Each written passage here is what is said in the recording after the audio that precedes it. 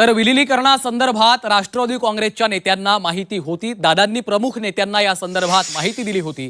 जयंत पाटलांनी विलिनीकरणावर आणखी एक मोठा दावा केलाय. अजितदादांनी आता माहिती दिलेले ते मोठे नेते कोण आहेत असा प्रश्न या निमित्तानं उपस्थित होतोय. राष्ट्रवादीच्या विलिनीकरणासंदर्भात अजित पवारांनी त्यांच्या प्रमुख नेत्यांना माहिती दिल्याचा दावा जयंत पाटलांनी केलाय. तर दोन्ही राष्ट्रवादीच्या विलिनीकरणाबाबत जे ठरलं होतं त्याची माहिती अजितदादांनी काही प्रमुख नेत्यांना दिल्याचंही सांगितलं होतं. विलिनीकरणाबाबत माहिती असलेले ते नेते कोण असा प्रश्न आता या निमित्तानं उपस्थित झालेला आहे. चर्चेत एकटेच अजित पवार होते, इतर कोणी नव्हतं. त्यामुळे आता ही चर्चा पुढे जाऊ शकते, कारण इतर एक दोन लोक असते चर्चेमध्ये त्यांच्या पक्षाकडनं.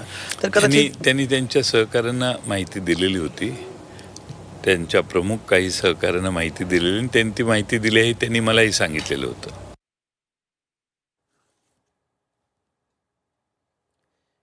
आणि या संदर्भात अधिकची माहिती घेऊयात.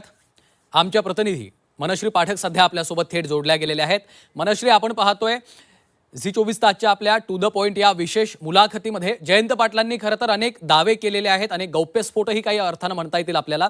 सुरुवातीला विलिनीकरणासंदर्भात त्यांनी महत्त्वाचा मुद्दा उपस्थित केलेला आहे. जवळपास सर्व ठरलेलं होतं आणि त्याचवेळी दादांचा अपघात झालेला आहे, त्यामुळं शंकेला वाव आहे असं जयंत पाटील म्हणतायत.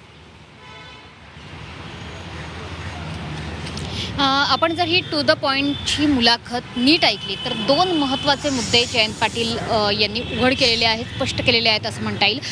कारण यापूर्वी जसं अजितदादांचं अपघाती निधन झालं त्यानंतर अर्थातच विलिनीकरणाच्या चर्चा सुरू होत्या असे दावे हे शरद पवारांच्या पक्षातील नेत्यांकडून करण्यातच आलेले होते. मात्र त्या विलिनीकरणाच्या चर्चा अशा पद्धतीने अंतिम स्टेजला आलेल्या होत्या. जवळपास विलिनीकरण हे फिक्स होतं, केवळ तारीख जाहीर करण्याची बाकी होती आणि त्याचवेळी हा अपघात झाला आहे. त्याच्यामुळे आम्हाला शंका आहे कुठेतरी विलिनीकरण कुणाला तरी नको होतं म्हणून हा अपघात झाला का, अशा पद्धतीचा प्रश्न हा जयंत पाटलांनी उपस्थित केलेला आहे. त्याच्यामुळे निश्चितपणे या अपघात प्रकरणाला पुन्हा एकदा नवं वळण मिळताना आपल्याला बघायला मिळत आहे. तर दुसरा महत्त्वाचा मुद्दा म्हणजे ज्या बैठकीचे फोटोज व्हिडिओज आपण सगळ्यांनी बघितलेले होते, जे शरद पवारांच्या पक्षातल्या नेत्यांकडून दाखवण्यात आलेले होते, ती बैठक ही जवळपास अंतिम बैठक होती विलिनीकरणाच्या संदर्भातली आणि या बैठकीमध्ये तारीख निश्चित करून ती शरद पवारांना कळवायची होती. इतकीच बाब काय ती औपचारिकता विलिनीकरणाच्या संदर्भातली राहिलेली होती असं सुद्धा जयंत पाटील म्हणतात.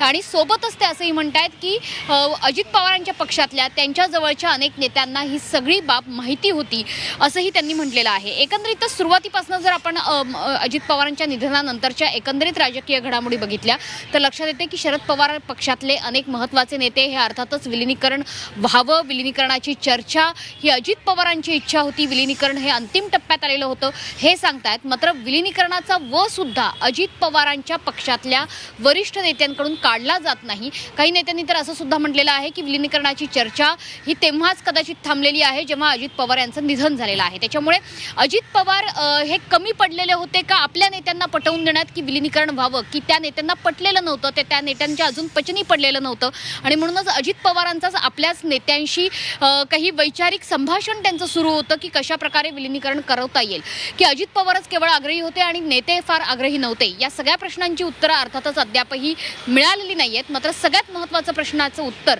जे जयंत पाटील मागतायत ते म्हणजे हे की विलिनीकरणाची चर्चा ही अंतिम टप्प्यात होती म्हणूनच अशा पद्धतीचा अपघात झाला का, अशा पद्धतीची शंका त्यांनी उपस्थित केलेली आहे. त्याच्यामुळे संशयाच्या सुया ह्या अनेकांच्या दिशेने त्यांनी खरं तर वळवलेल्या आहेत. त्याच्यामुळे चौकशी समितीतून इथून पुढे काय निष्पन्न होतंय आणि जयंत पाटलांच्या शंकेला त्या चौकशी समितीतून उत्तर मिळतंय का हे बघणं अतिशय महत्त्वाचं आहे. निश्चितच अजितदादांचा घात की अपघात या संदर्भात एकीकडे चौकशा सुरू आहेत, चर्चा सुरू आहेत आणि त्यामध्येच आता जयंत पाटलांनी टू द पॉइंट आपल्या या विशेष मुलाखतीमध्ये एक महत्त्वाचं वक्तव्य केलं. त्यामुळे पुढच्या काळात या चर्चा आणखी याच पद्धतीनं वाढताना आपल्याला पाहायला मिळू शकतात.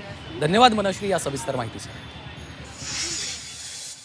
तर जयंत पाटलांची ही संपूर्ण मुलाखत तुम्ही पाहू शकणार आहात आज रात्री 8:52 फक्त झी24 तासवर.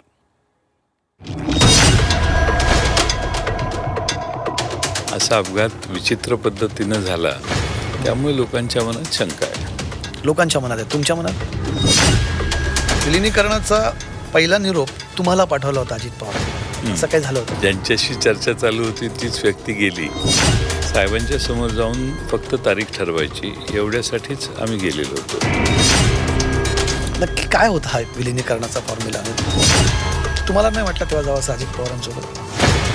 फ्रस्ट्रेशन येतं कधी जयंत पाटलांनी हे सगळं बघून?